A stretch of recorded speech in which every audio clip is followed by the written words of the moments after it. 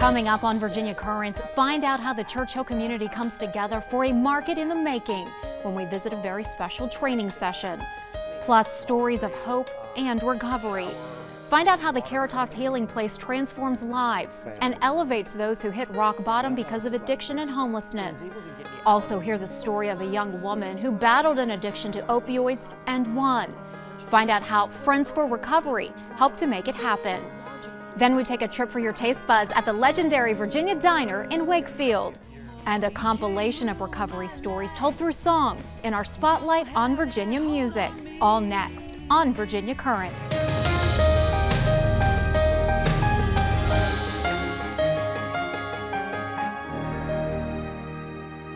Welcome to Virginia Currents. I'm Amy Lacey. For over 30 years, Caritas has been offering people tools to help them regain self-sufficiency and dignity through their shelter, furniture bank, works program, and the Healing Place. And soon these programs will merge under one roof in what was once an old abandoned manufacturing facility along the Jeff Davis corridor in an area where substance use has contributed to homelessness. Before construction began, I spoke with two men whose lives were transformed by the Healing Place, which is a long-term peer-driven residential recovery program. Nearly 70% of residents remain sober after 1 year of completing the program. They rebuild relationships with family, friends, and work, and find hope again.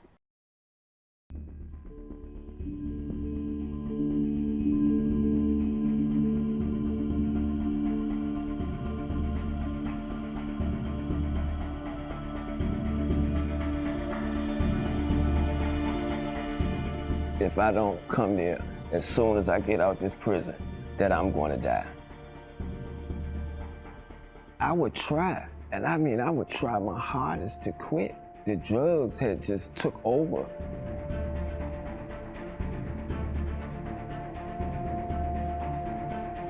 Because I got shot 4 times in my chest. And like I said, all I could think about was, God, please don't let me die like a dog in the street. The grip and the obsession of that drug still had me so bound up that when I came out of the hospital, I still was caught up in the madness. When I went to MCB, they told me about this place called the Healing Place, and you know that I could go there. I decided to go there. And actually, I didn't have anywhere else to go at the time because everybody was like done with me. So when I get to the Healing Place, I'm in a detox. And they got this board on there that says, those who knew but just didn't believe. And it was of people that had been through the Healing Place and somehow or another died due to their disease, right, of addiction. And that scared me. I lost so much in that game. You know, some things that I could never get back, you know, like the use of my legs. You know, I lost a lot of friends, you know, to the same thing, family members, you know, and I lost like respect for myself. You know, once where I thought that I was like this cool cat that knew it all, that had it all, and it just went all the way downhill. It just was like everything was taken from me. And it really wasn't that it was taken from me because I was giving it, you know, just to support a drug habit. You know, whatever I had to do to get drugs. That absolutely was rock bottom. I had nowhere to go. I had exhausted every option in life. The few times that I tried to get sober before, I was raised with this attitude of anything you can do, you can think you can do, you can do. You know, it just takes intestinal fortitude galore. Pull yourself up by your bootstraps. You know, that was one of my dad's favorite sayings. And I had that mentality, so I didn't want to ask for help. That was a sign of weakness. Although I never really planned out a suicide or wanted to kill myself, every night when I went to bed, I prayed that I would not wake up in the morning.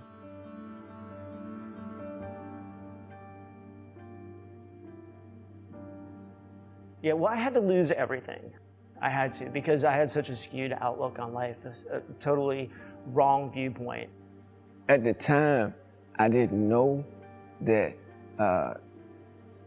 say like the end result of it, right? I just seen like the instant gratifications of the cars and the jewelry and, you know, the cool cats and, you know, the females and hanging out in the clubs and, You know, I just saw like the instant gratification of what came right then and there.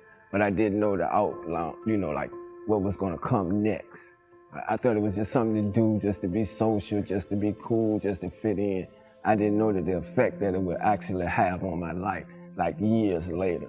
You know, that I'm still, from that decision that I made probably 20 years ago, is still affecting my life today. It's not as glamorous as some people portray it to be, as Hollywood may portray it to be, you know, or guys that you see that's in it. Because some of them don't even know the outcome of it. You know, but I look like back at my life now, and the guys that was the cool kids when I was coming up, now they're either dead, in prison, or they're out there strung out. So it's like a karma thing where it comes back to you. And coming through the Healing Place and coming through the Works program has really given me a new design for living. It's opened my eyes to what true brothership, true fellowship, and true love is all about. You know, brotherly love is how this works. Well, the Healing Place, the first thing it did is it offered me a safe haven.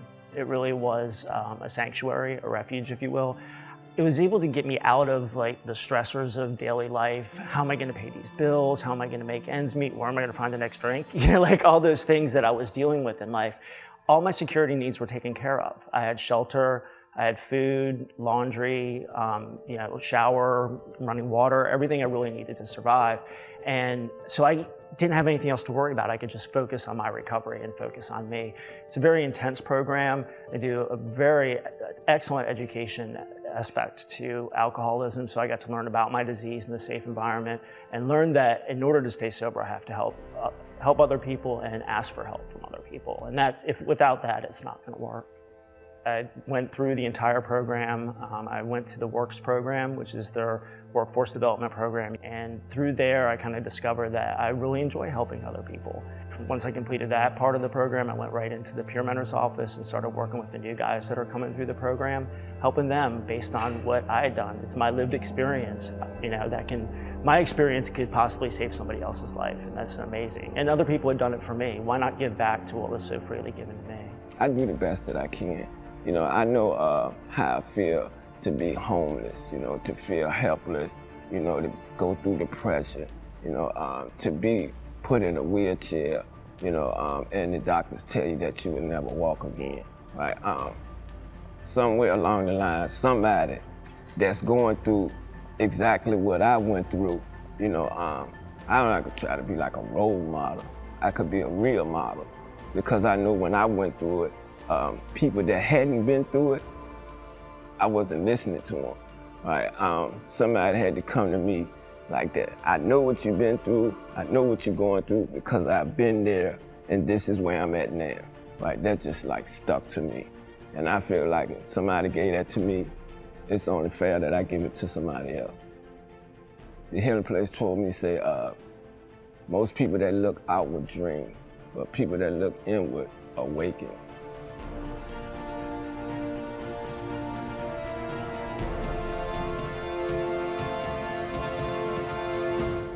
The Healing Place will soon serve women too, with long-term recovery services, sober living apartments, and emergency shelter. For more information, visit CaritasVA.org.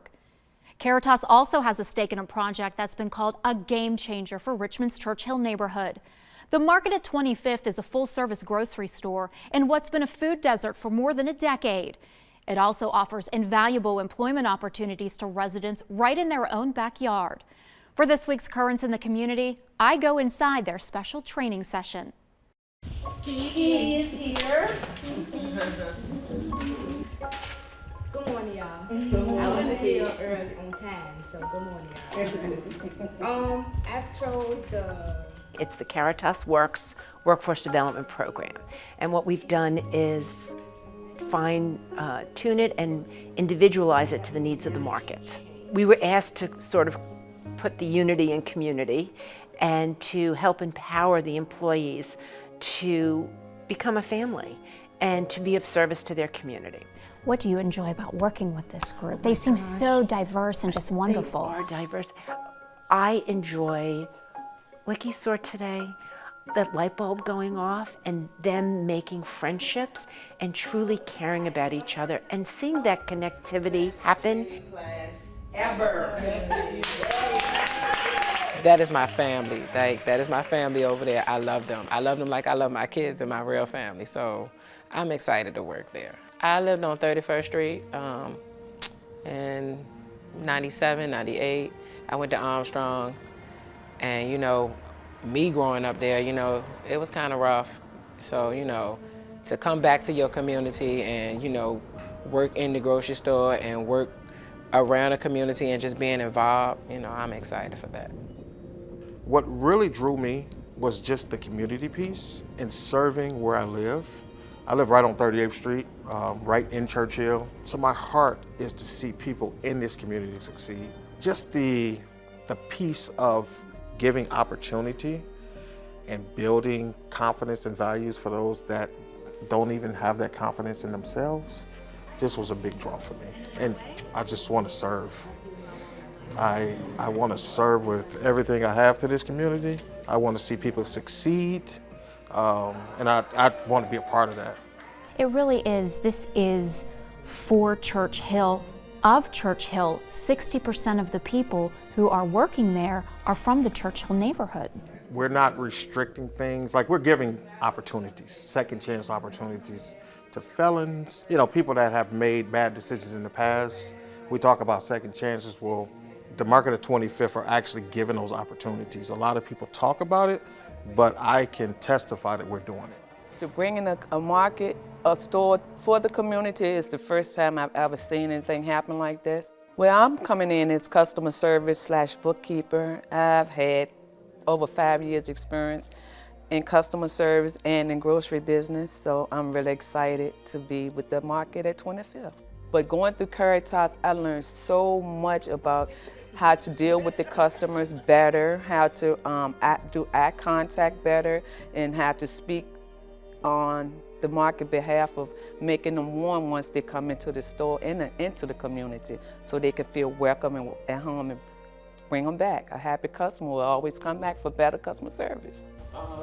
We learned that your facial expression. At some point, they will then become the teachers, that they will go out to their families and their community and teach about team building, about love, about forgiveness, about different personality types, about strengths, about managing change, about how to use I language in communication to avoid conflict. And so I'm very proud of that. So the student will become the teacher. Because this community been so down and out, you know, for a long time. And, you know, I really didn't think people didn't really care about the community, like for real, like, you know, it's so many people that got put out their homes.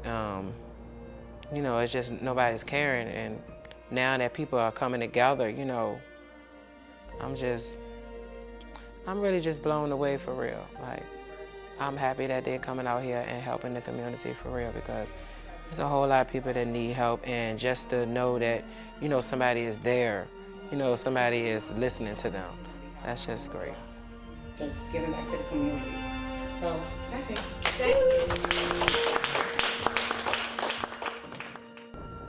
Mitchell says hiring at the Market is ongoing, and there are often job fairs scheduled to fill positions. For more information, check out themarketat25th.com. My name is Maria, and I've been addicted to drugs for 10 years. And I thought everything was fun and games, you know, in the beginning. I lost everything because of the drug addiction. For 5 years, drug overdose has been the leading cause of a natural death in Virginia, with opioids being the driving force behind the large increase in fatal overdoses since 2013. With prescription painkillers being a big factor in this opioid crisis, our nation as a whole has been suffering. To understand what it's like to quickly fall down the rabbit hole of addiction and how a peer-run whole health center can help you find your way out, we talk with Maria Hauk, a peer recovery specialist at Friends for Recovery, and Larry Almarode, the executive director at Friends for Recovery. Thank you both for coming in today. Thank you. Maria, tell us your story of addiction. How hard was it to beat? It was pretty hard. I was struggling for 10 years, on and off. I would try to get in recovery, then I would fall off every time. I would go to rehabs, recovery houses, and pretty much did everything, and went to jail numerous times over it. And I wanted to stop, but I couldn't. It was just like a compulsion, an obsession to where it's just, I couldn't stop on my own. I had to be locked up somewhere in a mental institute or jail in order just to stop at that point.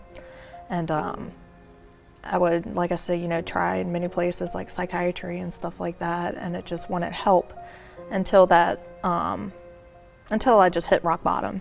And that was the 5th time being incarcerated, and I said, where's my life going? I've lost everything, you know, the car, the relationship, the jobs. And it was just, you know, really hard. And I finally just, you know, had enough. I was like, I got to do something different. So I got out and I tried doing a couple things. I started going to meetings. I started seeking psychiatry, and then the Peer Run Center at Friends for Recovery. And all that together got me on the right track to, you know, making a difference. And Larry, oftentimes this comes from pain. Yeah, addiction is a way often for folks to who have experienced trauma to escape that trauma. So we kind of, at the center, we kind of focus on healing and working on a person's strengths. So what's right with a person and not what's wrong with a person. So what we try to do at the center is build strong, healthy connections and relationships and a sense of community to kind of help with that. And Maria, why were you drawn to using? I mean, like you said, the pain, I was dealing with some stuff of my own and not being able to fit in, and that was kind of my outlet. I didn't know that I would be addicted to it. I was just trying to cover up that pain and everything that was happening in my life. And, you know, but once, you know, it finally took control of me, and I didn't know how to, everything got worse. The emotional stuff that I was experiencing in the beginning got worse towards the end, and I just wanted to get better. How ultimately did you get past that hurdle, and how are you here today in recovery 3 years?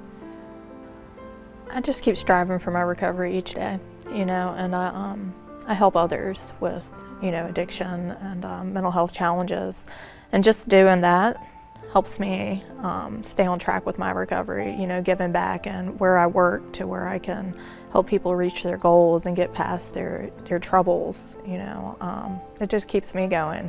This is something that people of all walks of life, people of all ages, genders, races can battle, Larry.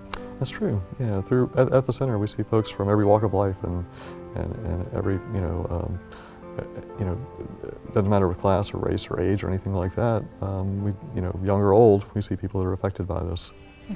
And you know, there is a CD project that you've been working on. Tell us a little bit about Hope Fiends. Okay, so Hope Fiends came actually from folks that were dealing with addiction.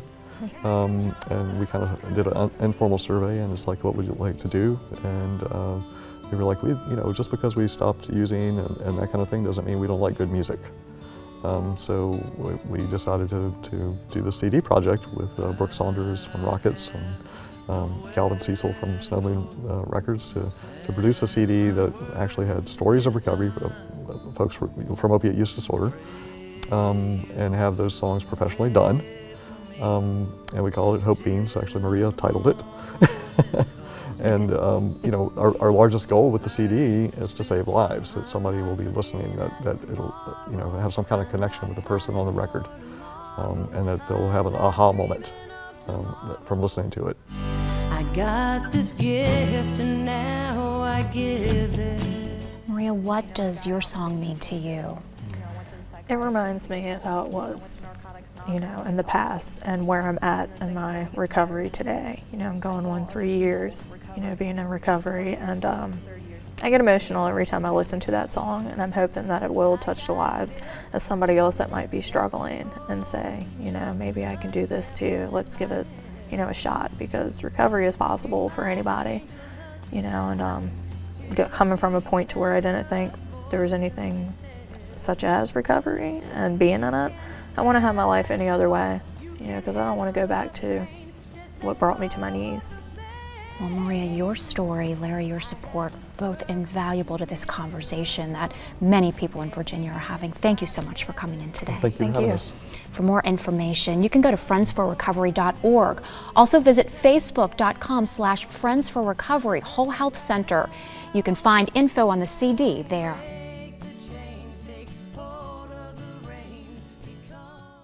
As part of Virginia Currents on the Move, we visit the Virginia Diner in Wakefield. It's been around since 1929 when meals were served up in a railroad car. In those days, soldiers would go to the diner to enjoy a hearty meal before they left for war. Now, people near and far come to the legendary diner to enjoy the home cooking and the family-friendly atmosphere. Virginia Diner has been featured on the Food Network program Diners, Drive-Ins, and Dives, and is listed as one of their top places to eat. But the diner is more than just ham, biscuits, and collard greens. It's known as the peanut capital of the world, and their variety of peanuts are sold across the country. Let's visit now this legend in a nutshell.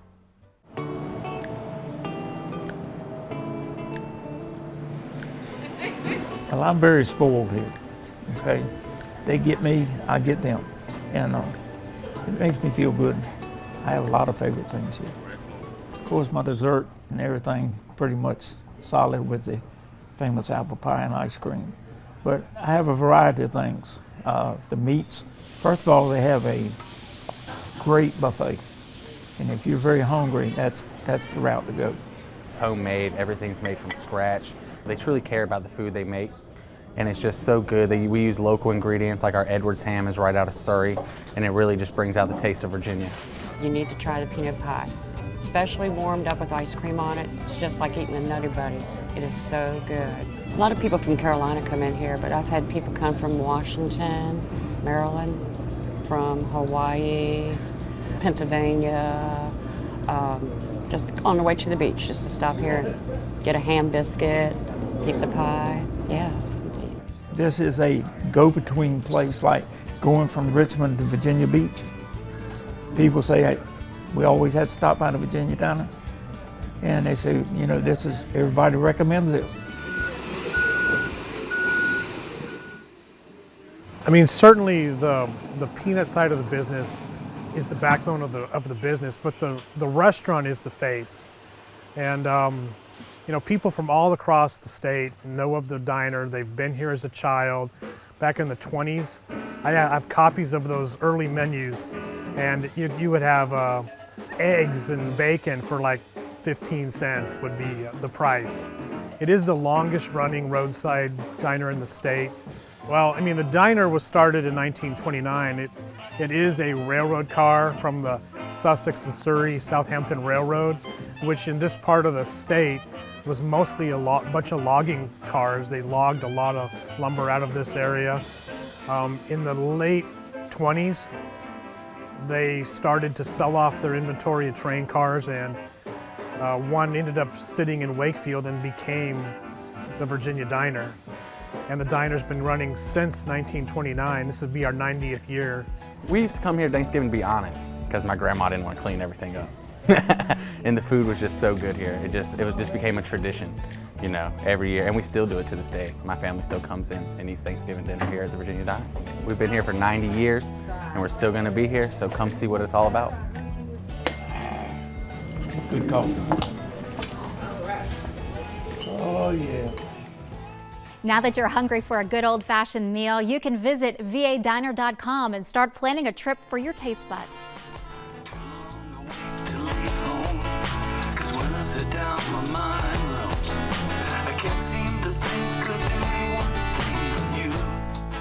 This week's Spotlight on Virginia Music shines on the hopeful music of the CD titled Hope Fiends. Written and performed by a dozen Richmond area artists like Calvin Cecil, Brooke Saunders, Susan Greenbaum, and Janet Martin. This collection of songs centers on opioid use disorder and recovery stories that offer encouragement and strength. The project was commissioned by Friends for Recovery, whom we spoke with earlier in the show. They'll be recording a CD focused on suicide awareness to be released this spring. We leave you now with a clip from Goodbye Monkey by Janet Martin. Thanks for watching Virginia Currents. Join us next time for more inspiring stories. I'm Amy Lacey.